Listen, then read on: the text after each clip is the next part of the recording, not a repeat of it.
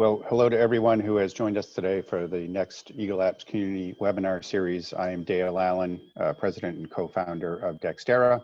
I want to thank you for joining us today. As we start, we're always reminded that the world around us has changed, and we hope everyone is safe and strong and doing well. We do have folks that are joining us from Europe, South Africa, and across the United States for this continuing series to inform people about EagleApps as a next generation campus system. And before I begin, I want to just provide a little bit of overview, context, and an introduction, and then we'll begin today's session. All of the previous recordings with an introduction and both functional and technical overviews that have been provided are available off of the EagleApps site within DXtera's website. A little bit about DXtera. We are a growing international nonprofit consortium driven by colleges, universities who are interested in creating the ability to control, utilize, and optimize your digital information and creating next generation systems. We have four priorities in what we do.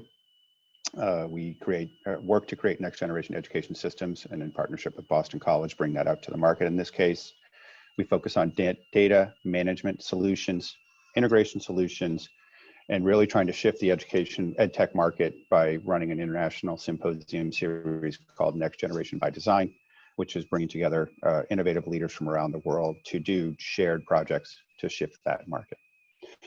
That's enough of the details of DXtera. I'd like to introduce my colleague and partner at Boston College, Mike Burke, who is the Vice President and CIO, or Vice President of Information Technology. So Mike, I want to say hello.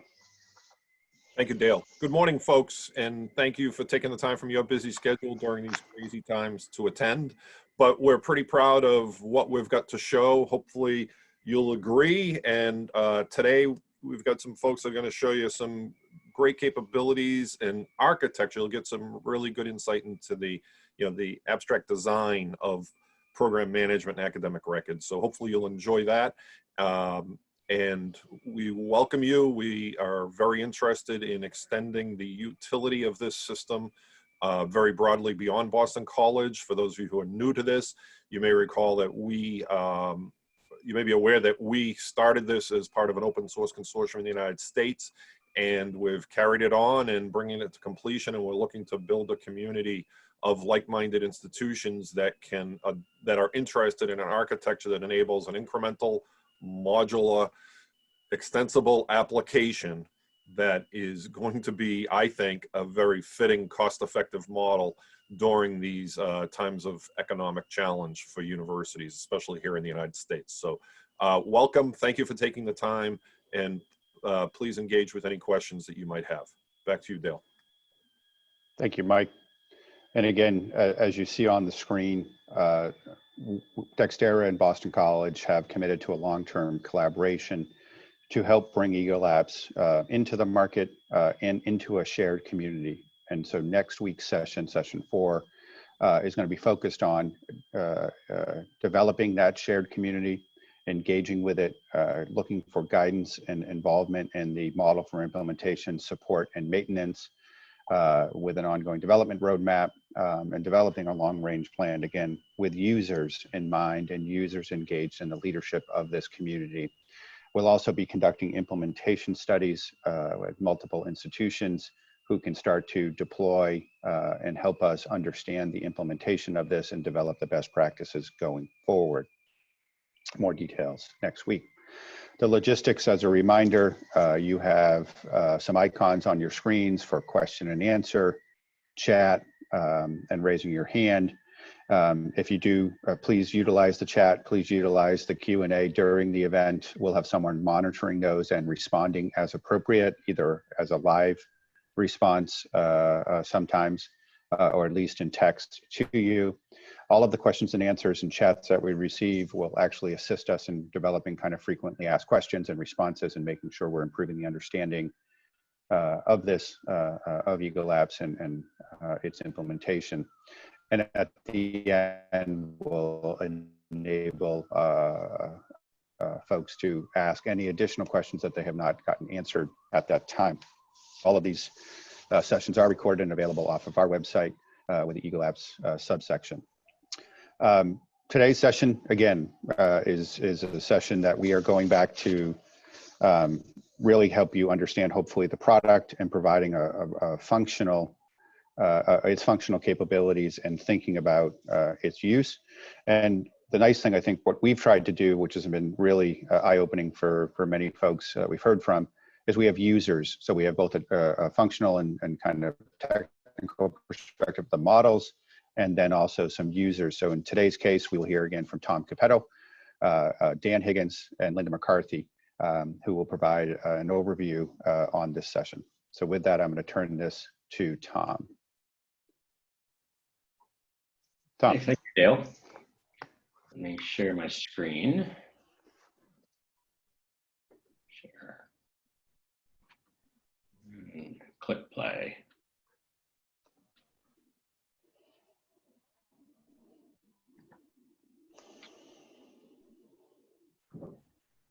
Oops.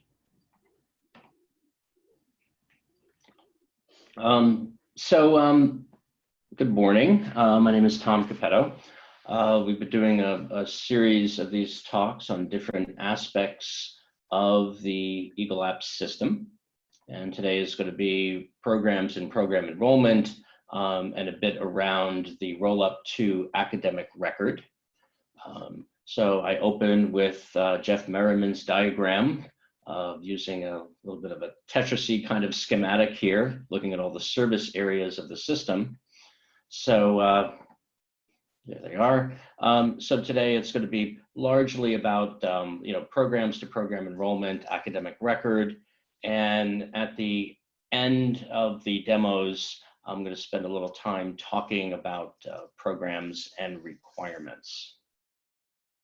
But for the first part, I'm just going to introduce you to the concept of programs in EagleApps. If early on, when we had a webinar about courses, I presented a little bit of a course flow schematic, starting from the course, the instantiation of that course in a term, a course offering, and then the registration of the student's relationship to that course. And eventually that rolls up to the academic record. So more of a visual schematic. We tend to deal with schematics that look something like this. And so if we were to draw this in an ER diagram, this is what it would look like. You'll see the green boxes there for course and course offering and course registration. Some people stop there and they don't know what all the crow's feet means. Don't worry, I'm not going to go into it. But this is actually a fairly logical kind of diagram to help us kind of understand the concepts of the system and how they interrelate. What's under that, not worried too much about the initials in the boxes, is an abstraction. Mike Burke used the word abstract, so let's have a little fun. That a canonical learning unit is offered in a time period. There's some relationship, that's the LPR box, to that instance of the learning unit, and there's some results. And those results, what are the possible results? Well, those were what were defined in the learning result catalog service, or those particular result values groups that were defined in the canonical and the instantiation and what the student registered for. And so this is an abstract model that is really at the heart of the EagleApps system. So let me say it in English and throw away a lot of the acronyms. Essentially, you define what you're going to offer before you offer it. Then you offer it in a time period. So if it's a course, it's offered in something called a term. And we'll see that a program also has an analogy to that. So the time periods are configurable. There's the relationship that a person has to that thing you offer. If it's a course, then we think about it in terms of a student, but there may be other kinds of relationships. In those areas, we define what we expect to happen, and then something in that range actually happens, the result. So in a lot of our modeling, and I do this often, I tend to put words. Acronyms don't mean much to me. I tend to put words, and whichever way I go, clockwise or counterclockwise, I should be able to form sentences. And so we think of the core design of EagleApps in kind of a linguistic way, not necessarily a technical way. So this is how this core model plays out with a course. Math 1100 had an offering in the fall term of 2019. Linda McCarthy was registered for it, and well, she could have done a little better for her final grade.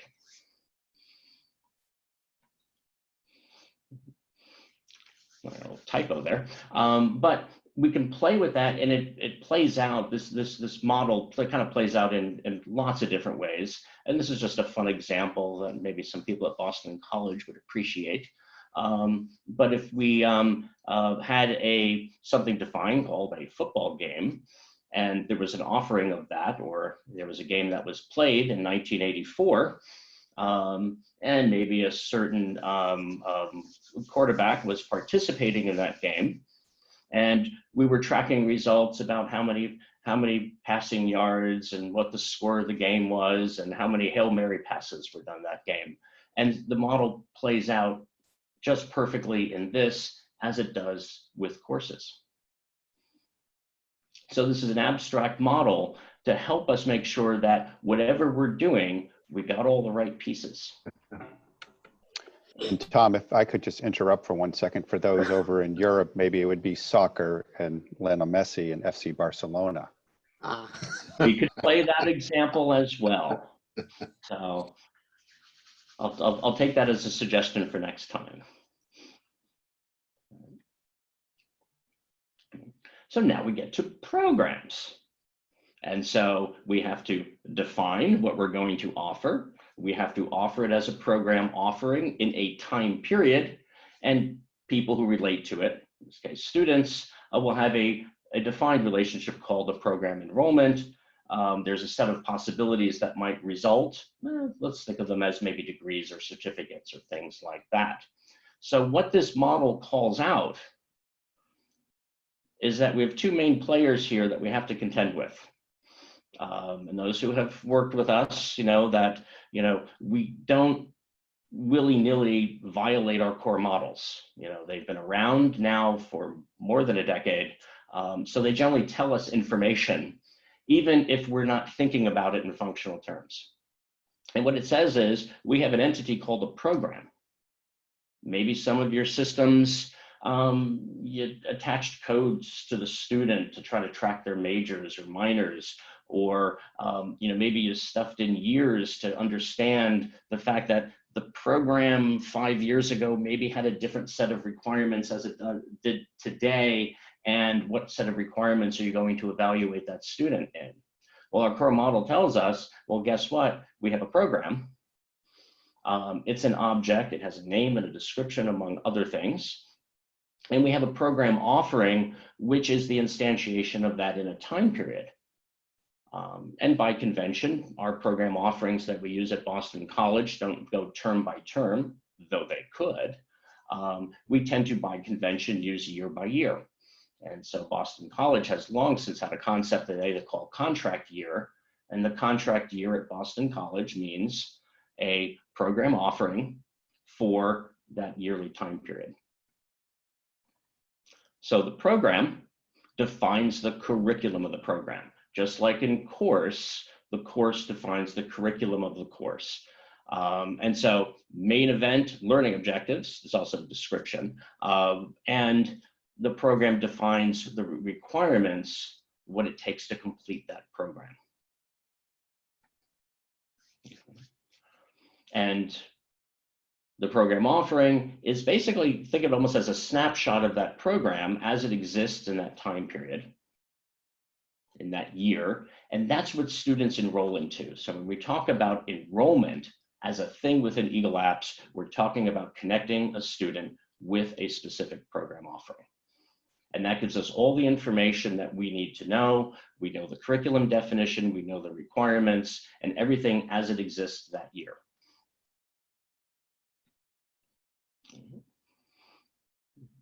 So in previous talks about typing, programs have types and we tend to think of them hierarchically. I know this diagram is probably a little small for you to read. I'll zoom into it shortly. I will just point out that I think one of Linda McCarthy's favorite activities is to find a reason to add more types to this diagram. She just always seems to get excited about that. So we have lots of different types of programs that we use for different purposes.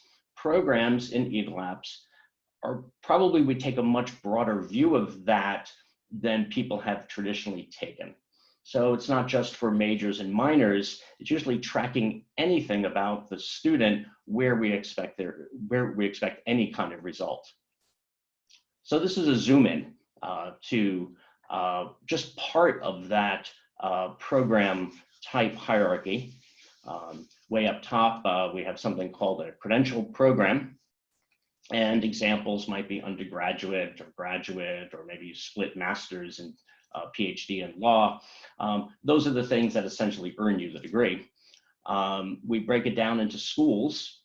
So there's under the undergraduate, we may have the MCAS or the Arts and Sciences undergraduate program. Under that, we have majors such as biology, management, and sometimes they may divide out into specializations or concentrations. So a lot of about thinking about how you adapt EagleApps or thinking about what you would do with it, programs is really up there very much toward chapter 1 of something you have to understand, because everything flows from this. And my friend Norm likes to pick body parts when he talks about different aspects of the system, and I may not get this right, but is it the heart of the system, Norm, or is it the brain? I think this is the brain. Okay, this is the brain. Yeah. So The academic record is the heart. Anatomy expert. And so without understanding programs, it's, you know, as you're dealing with other parts of it, everything keys off of this in one way, shape, or form. And again, not all programs, this is just an example, not all programs are just majors and minors. I picked a branch that we just happen to call non-degree because it's a credential program that doesn't award a degree.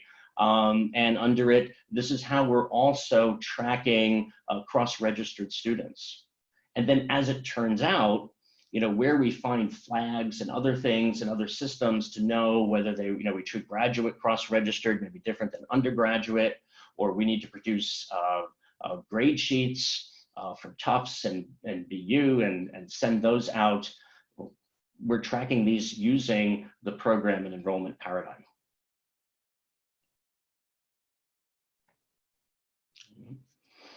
So some of the, you know, I had little circles in there with abbreviations. Those are BC codes and acronyms, but for, like you saw, the Arts and Sciences School or the Law School. And it may kind of bring up, you know, is that a department or is it a program? And this is a question that, you know, through the adaptation of this system that we ask ourselves very often. So let me put up a little linguistical statement and say that an organization is responsible for the curriculum of a program. So that's the role of when you see an organization entity in EagleApps versus a program. And the same thing actually holds true for a course. An organization is responsible for the curriculum of a canonical course. But then when we go on to the offering, the words may change a little bit and say an organization is responsible for the logistics or the scheduling or the staffing of a course offering. And similarly on the program offering side, they're essentially responsible for the production and the enrollment of that program offering. Which means that EagleApps could split a little bit. You know, we haven't seen these cases locally so much, but you can have one organization responsible for the curriculum, and then you can have other organizations, internal or external, that are responsible for doing the actual offering. So, is it a program? Is it an organization? And as I said earlier, usually if there's an academic result, it's a program. So one acid test is, do we need to track a GPA? So that says that little pre-med annotation is really a program because we need to track that. Is it something that you need to complete or something that's going to be evaluated later in a requirement? Then it's a program. But there are also organizations, as I walk around campuses, I notice that often I may see, the program of XYZ painted on a door. MIT, I walk by and it says the Aga Khan program. And there it is, there's a sign in the window, which means even though they call it a program, it's also behaving like an organization. It may have employees, it may have a budget, that kind of thing. And so, yeah, the same name might appear in both. You might have the organizational side of that thing, and you might have the program side of that thing.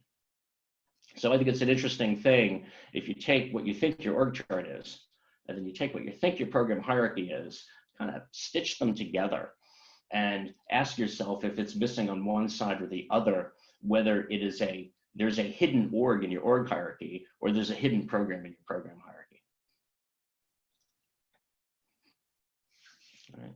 And now let's get on to the program enrollment on the other side of the program offering. So this is the same analogous flow diagram that I did earlier. So once we have a program offering, we can enroll Mike in the management MBA program, that instance. And this, I did class years for this, that time period that says this is really binding that student to the requirements of the class of 2021. And that will eventually roll up into the academic record service as a student program record. And so Dan will show you these a little bit later.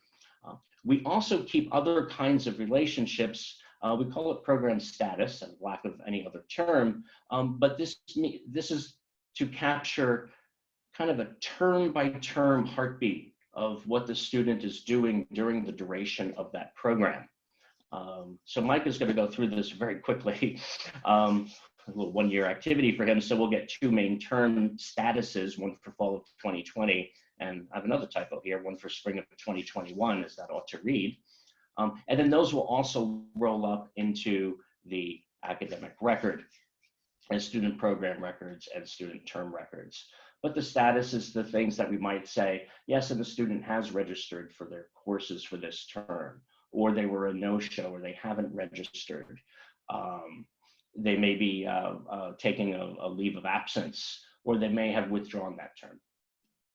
Or maybe they were transferred into that term. So we can capture those statuses and manage them at either the program status or the enrollment level. Okay.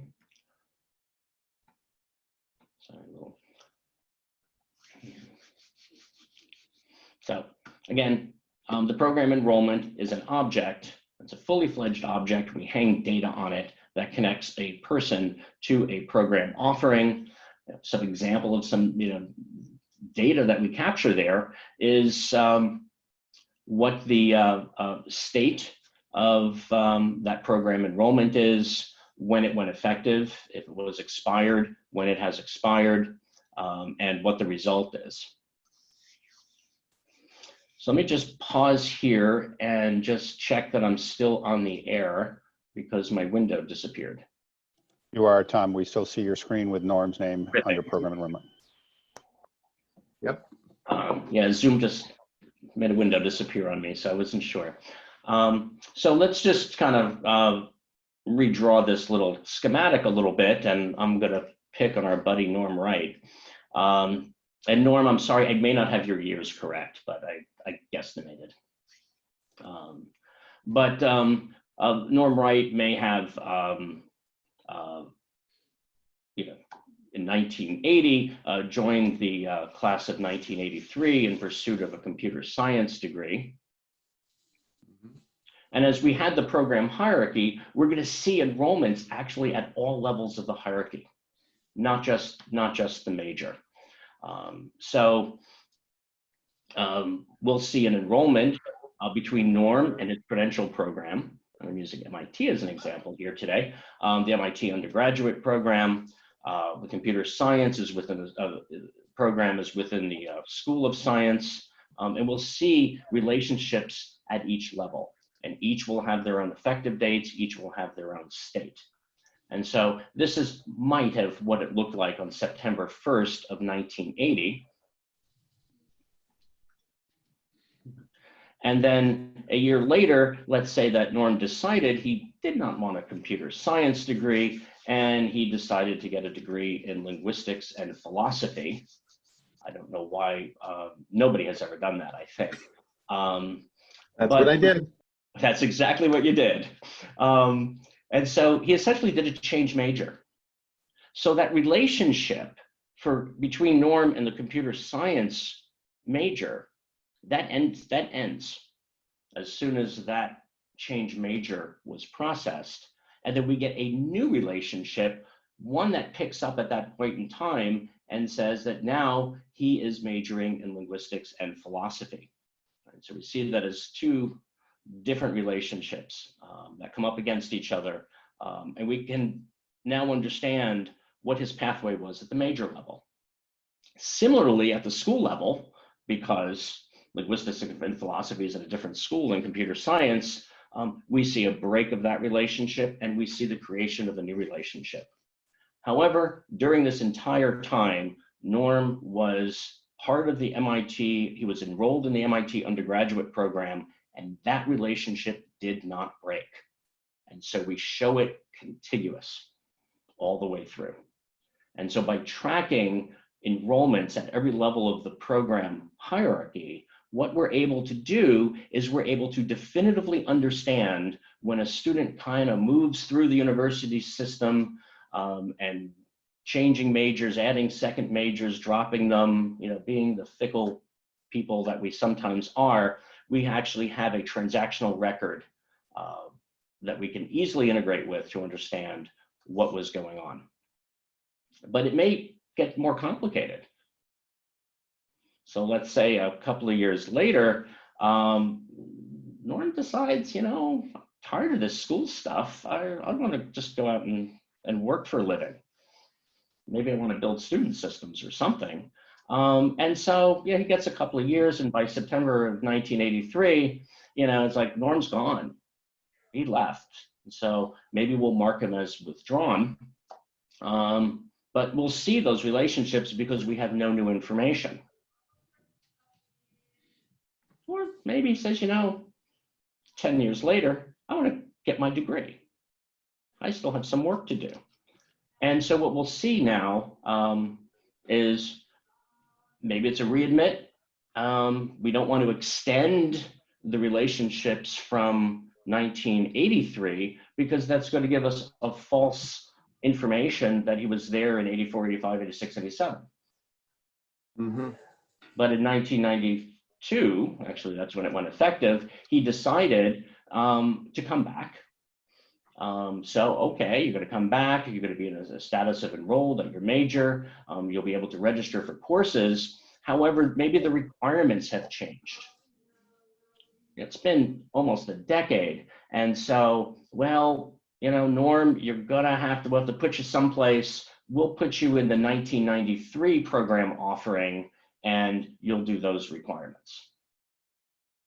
So the choice of the program offering almost maps directly to what set of requirements do you want to bind the student, because it's those requirements you're going to evaluate and clear them for graduation.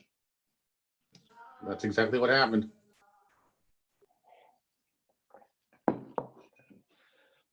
So Norm is not the most complicated example that we use. Believe it or not, we have even more complicated examples, which tells you that this kind of thing happens. And if we're rewriting the same field or the same code in some database table, we lose the history of what actually happened. So EagleApps is very careful to keep track of these things.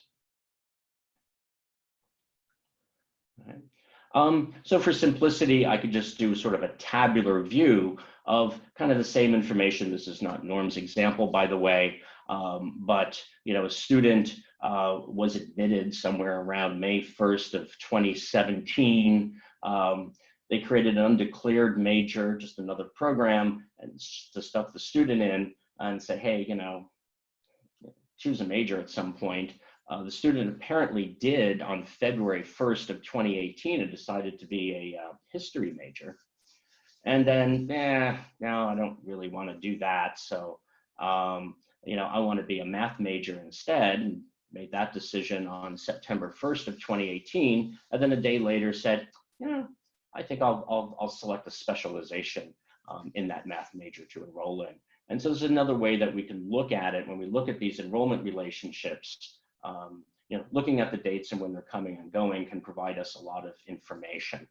And by the way, the same holds true when we talk about course registrations, adding and dropping courses, or switching sections between courses. And an illustration of the term-by-term program status to give you a sense of the kind of picture we can paint. We can paint a timeline and understand in each of those light blue ovals what the state of that particular program status might be. And so we can sort of paint that across a timeline and understand the movement, term by term of what happened with that student.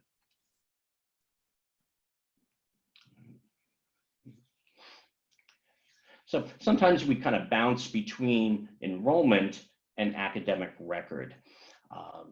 So the program enrollment and course registration, those are actual entities. They're transactional entities that are defined in the system. And we kind of consider that to be the transactional layer. And the academic record services, plural, because it manages all of these different types of parts to it, like the course record, program record, exam record. That's kind of the roll-up of the transactional layer. And so the academic record primarily cares about the student accomplishments at a curricular level, not necessarily the blow-by-blow of what's happening at the transactional layer. The transactional services really talk about the offerings more than the curriculum. And then we could see exactly what the student did or how they were moved around. The academic record services also rolls in the results like grades and degrees and certificates and badges and anything else that was awarded. Having the two layers of services also is a very valuable integration tool for us in that we can stand up an academic record service to go back and say load historical student data. Without necessarily worrying that we had all the offerings right.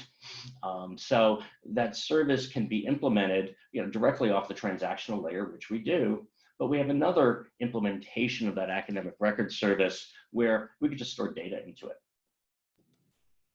And actually we have kind of a variant of that, which we call the high-speed academic record service, because we don't want to, when we're doing these during course registration and checking prerequisites and requirements, to be banging on the transactional system, 3,000 times per second.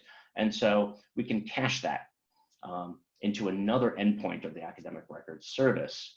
So again, there's a service environment under here, and they give us a lot of flexibility in implementation design to solve different kinds of system problems. Tom, we also have another one that tracks work, that academic record implementation that tracks work that students do at other colleges. Oh, thank you very much. Definitely. And so when we deal with work that someone did externally, or how that was, articulated on our own side, we'll see those in different kinds of student course records. And a little preview there. Exam is also abstractly a learning unit. And so therefore it has a relationship, we call that the exam taken, and that rolls up to the student exam record in the academic records suite. And one of the premier cases of this are standardized tests.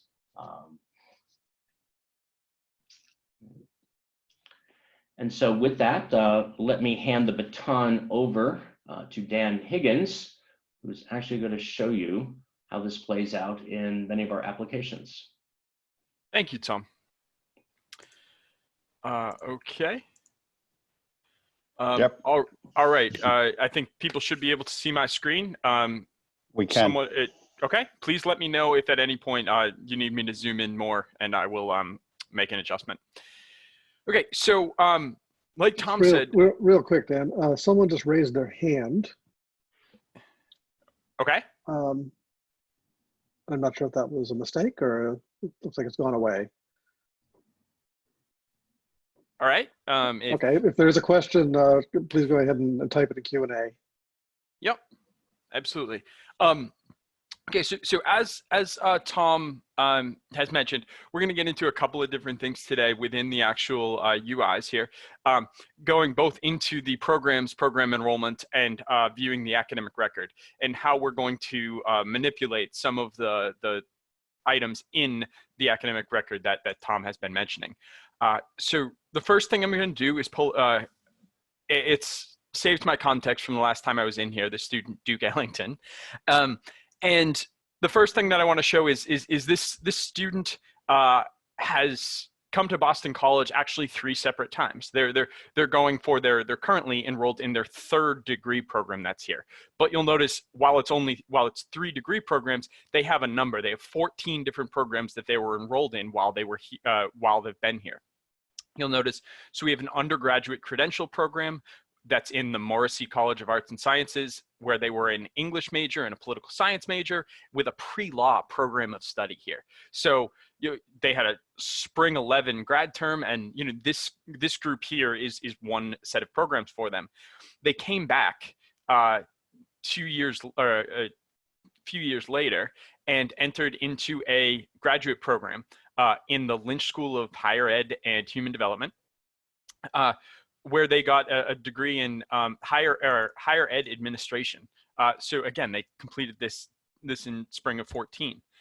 They then enrolled again into another graduate program, and they're going back into the Carroll School of Management for a self-paced MBA.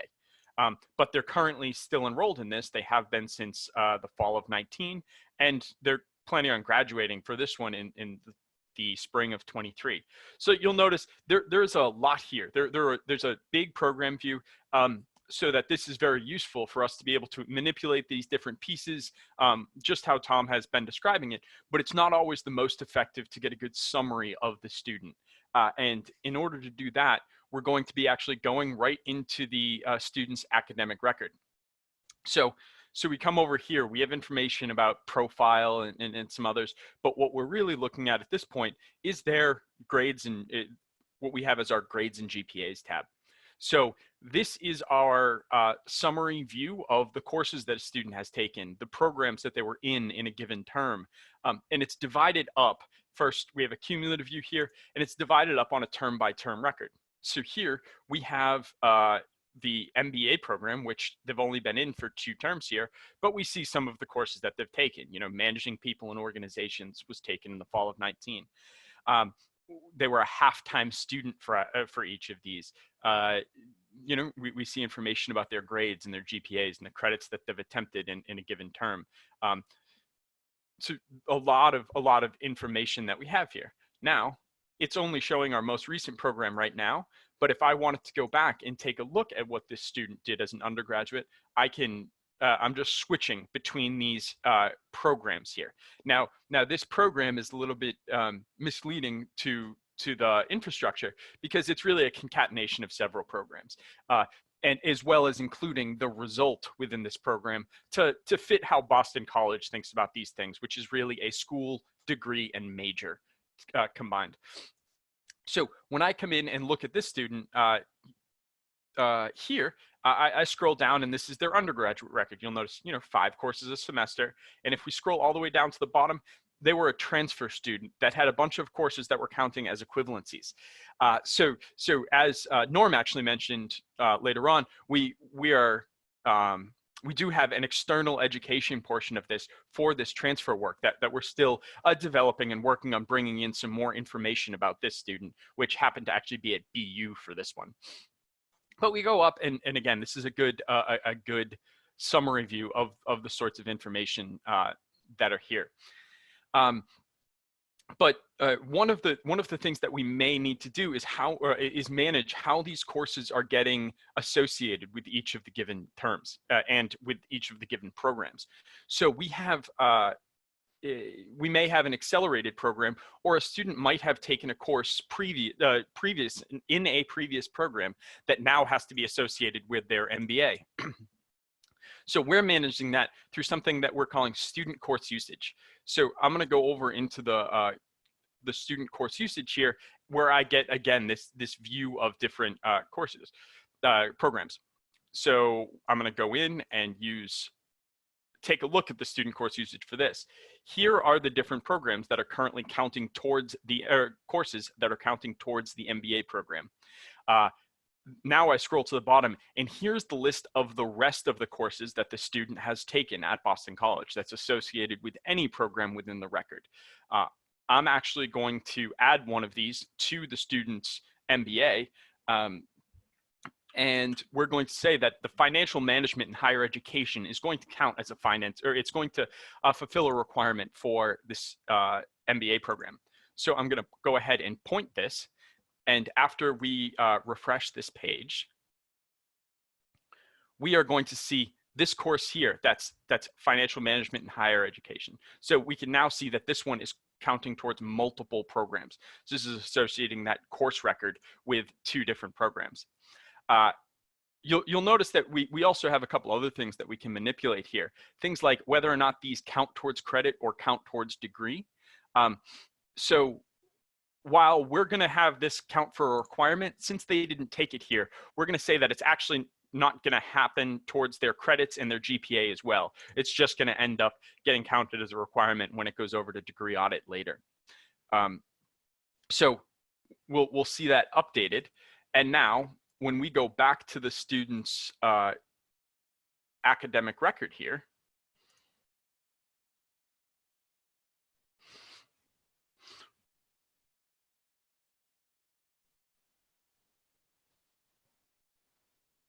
we are going to notice, in 1 second, we're going to notice that now this course that was in the spring of 2013, and if we scroll down here, we see this spring of 13 view where they actually, even though they weren't in the MBA program at that time, this course that they took is there. We also see a little indicator here that this course is non-degree. It's a non-degree course that is still associated with this student's program. So this is just showing some of the manipulation that we can go ahead and do here. I'm going to switch and go and take a look at their program enrollments here. Now, this is, again, a more concatenated view of the students' program records that we'd like to display to our departments and the people that are working directly with the students to help summarize their academic information a little bit better and give our academic functional users a better summary of these students. So we see a number of things. We're going to get into this a little bit more in a minute. We see just a number of other tabs here. We have things like documents if we want to attach them. Tom brought up exams a moment ago, including standardized tests. So here are a list of some of the converted tests that are associated with the student. They needed to submit their SAT subject tests for the MBA program.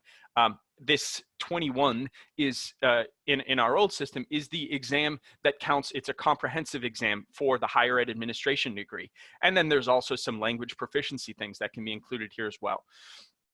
We have the ability to, our audit log is really all of the changes that have happened to a given student, which is being worked on, but also if we need to give access to see who has happened to view this student for security, if we need to ever investigate that, we have the ability to do this, which you'll notice I have viewed this student a number of times here. We have another view, a transcript type view of the program that we may be looking into.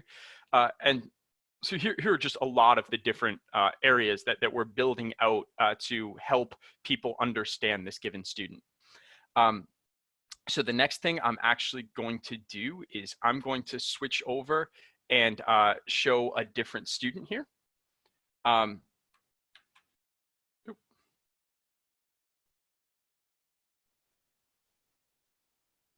Just give me 1 second.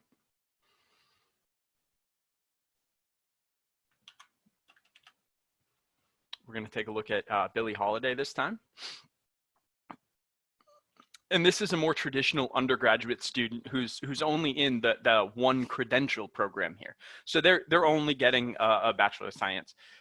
We see their cumulative view first and get some sense. We see things like class rank and the fact that they're full-time are things that we're calculating every spring. We're working on class standing and a couple of additional things. But one of the things that Tom mentioned before is that this student is also a pre-med student.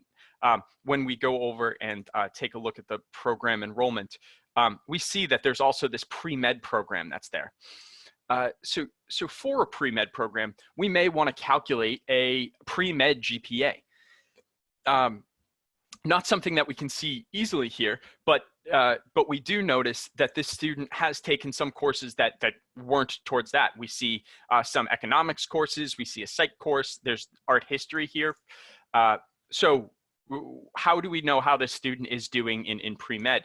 And we actually have that program as an additional selection from this from our grades and GPAs tab. So when we go ahead and do that, it recalculates the GPA. The credits drop because now it's only counting those courses that have a subject code of biology, chemistry, math. And so we go back and we see that those art history and econ and psych courses aren't there anymore for us. So it's a way that we're dividing this up, and we can manipulate this in a few ways, one of which is by the subject code of this. So when I look at the student's program enrollments, it's possible, and this is development that we're still improving. So I'm going to go through a number of the steps here about how you would change this program for a student, but I can go in and actually go into my program enrollment requests. So I'm going to go in and adjust and add so I can add the different types here, or do things like change graduation term for those users that are able to do it. But I'm going to add, and then I get a list of the different program types that I may want to add for this. So if the student did take an art history course, so let's go ahead and we would just go in and select this. It would give us our contract here and put this through a number of checks. So this is still this is still being worked on. So I'm not going to go ahead and actually add it to the full record right now, but as we're going through, the different options that are presented to students here are all things that we're configuring, as well as the checks that it goes through before it says you're okay to do that. And that's actually done through a separate service called the process service, which is another thing that from the UIs, we actually have a significant amount of control over. So this is our process service UI. You'll notice one of the options here is our program enrollments, where we have a couple of the different processes that are defined for us within program enrollment. So we're going to go into this verify enrollment requests and take a look at the different instructions that are here. So here are a number of the different things that we may want to check. For example, if we were adding majors to the student, the first thing that it would check is, do they already have three majors? Because that's a restriction at Boston College. We don't allow people to do quadruple majors. As well as things like our variations are the system name that we've given to majors, minors, concentration, specializations. We group those together. Are they already in this program? Are they dropping it when they're not allowed to? So there are a number of different checks that it goes through. And we have the ability to manipulate these, apply them only to specific populations of students, and do a number of different things for us here. So this is just how we are controlling what checks go through this here. So I'm going to close this and just show some of the additional features here. You know, we have a little bit more info. We can build out this expanded header a little bit more if we'd like. And we're working on adding functionality here for users. But that's a general sense of how a functional academic user is going to intake information about these students, as well as a little bit of the administrative functionality about how they'll manipulate programs on some other screens, as well as maybe count courses towards a couple of different programs. So that's all I had. So with that, I'm going to turn it back over to Tom. Thank you very much. So I'm going to stop sharing. All right, thank you, Dan. Awesome. All right. Yeah, so as Dan pointed out, there's different ways to look at all of these enrollment transactions and things coming and going. You know, we have another proof of concept we didn't show you today, which was trying to draw the program enrollments in a timeline. So we can see, you know, almost like on a year-by-year calendar, what was going on with the student, and from when they were admitted to when they graduated, and all of their statuses and all of their levels in between. So there's and there may be other ways of visualizing this information, and people can write applications to the services and try it out. So I'm going to talk a little bit about requirements. So when we talk about programs, it's hard to talk about programs without talking about completion requirements. So I'm just going to try to illustrate and give you a flavor of this area, and because it can get rather complex pretty quickly. You know, we might have a major for electrical engineering and computer science, and you know, there is you have to have taken physics 101 and physics 102 in order to complete that major. Hey, Tom, can I interrupt for 1 second? Sure. If you are showing your screens that are not up, they're not shared right now. It is not, thank you. I did not click the share screen button. No worries. We now see it. Thank you. All right. Okay, this is my first slide. Perfect. Thank you. So that might be 2 of the courses that you have to complete out of the many courses you would have to complete to get to graduate from electrical engineering and computer science.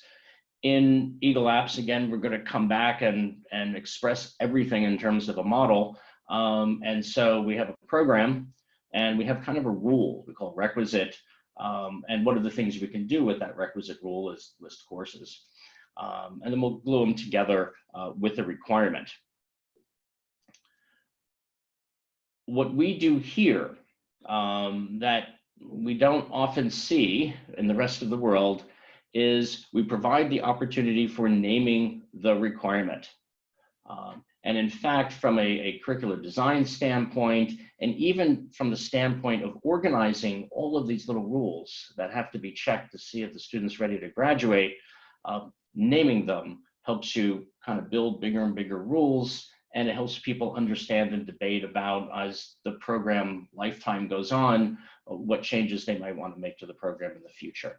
And so this allows us to do that. So I am a big fan of naming requirements.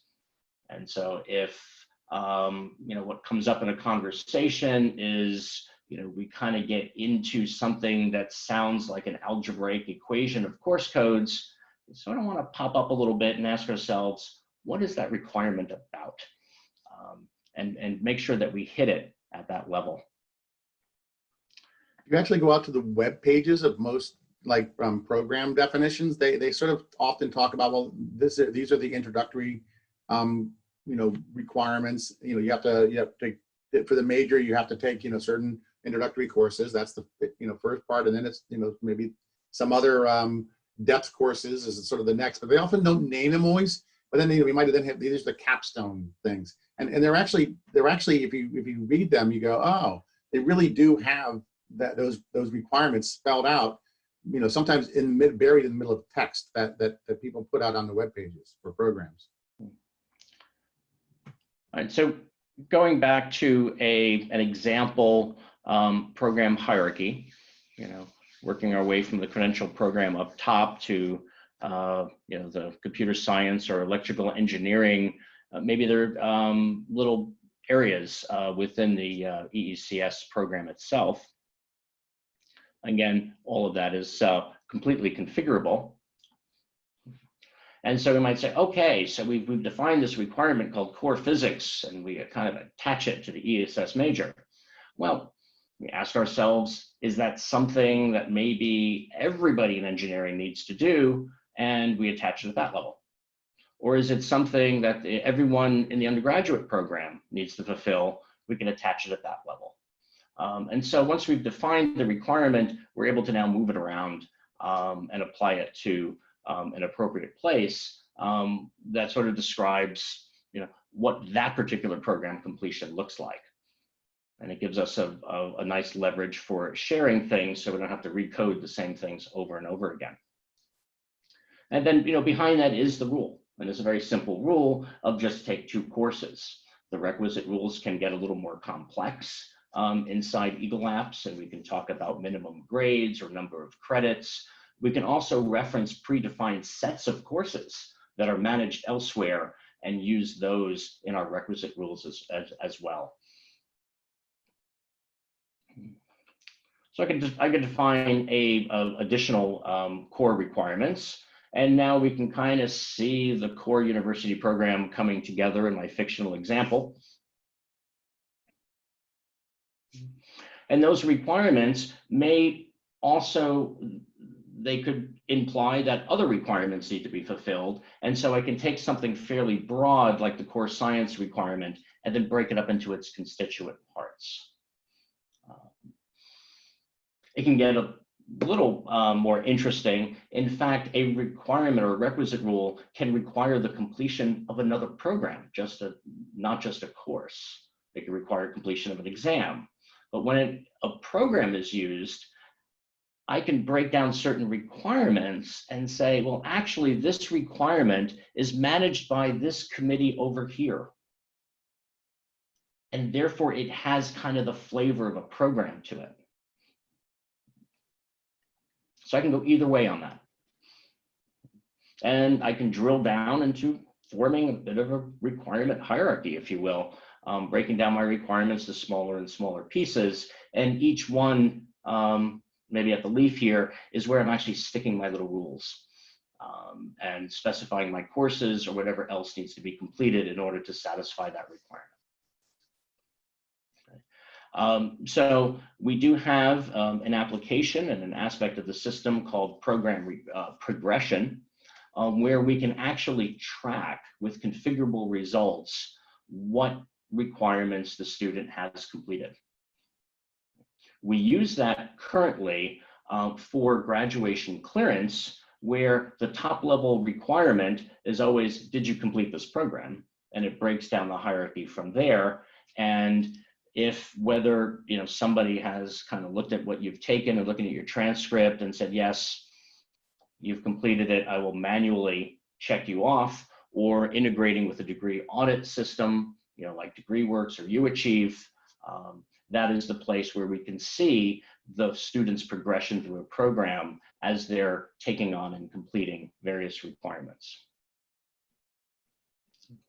Tom? Yes. Craig Hayward has asked a question that I think is probably appropriate to touch on here. It sounds like it's related to sort of logic examples of where we have logic involved in course in requirements. I can't see the question, and I'm not sure what you mean. Okay, the question is, how does EagleApps handle lists and/or requirements? For example, complete course A, course B, and course C, or basically logic operations, complete course A and course D, or, you know, that kind of thing. I mean, maybe if there's time, I can give you a tour of requisites, and I know, Jeff, you're familiar with that, but that can get a little tangly down there. Okay. But how we do, you know, a requisite component is we'll say, you know, you have to complete this course, complete all of these courses, or complete some units in a set of course. And then when we start getting ORs, right, we refactor that a little bit differently. So we're not playing with algebraic equations, and we say, well, there's probably some alternate pathway through the requirement tree.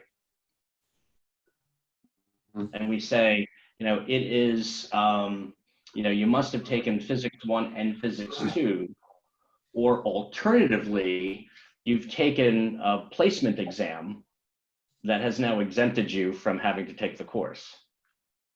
And so we would actually paint that as an alternate pathway. So that's how we do ORs inside the requisite tree.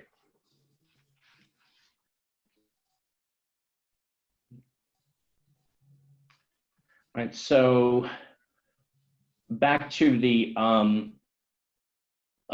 requirement end of this. So at all levels of the program hierarchy, I can define different requirements.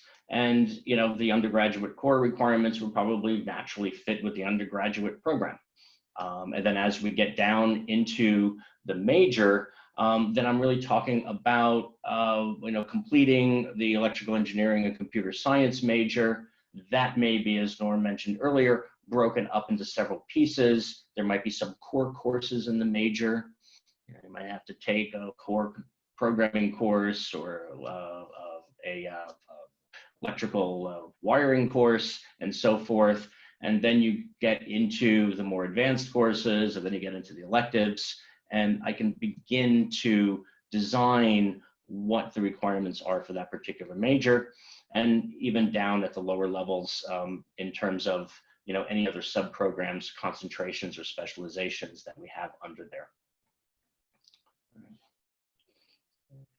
Sort of what's not really far from this is the learning objective hierarchy.